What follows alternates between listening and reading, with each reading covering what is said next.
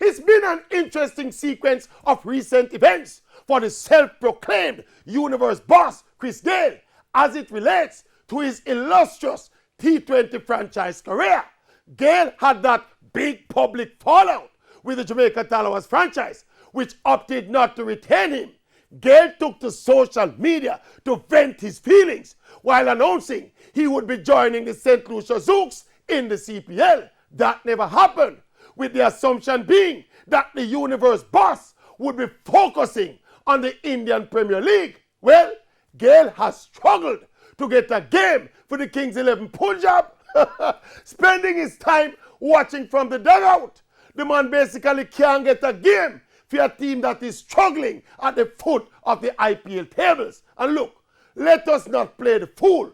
Chris Gayle is 41 years old and reasonably cannot manage the physical rigors of training and of game situations as well as he used to. And obviously, Kings 11 Punjab does not see the universe boss as bringing enough value to the team for him to merit a place. In other words, Chris Gayle cannot make the team.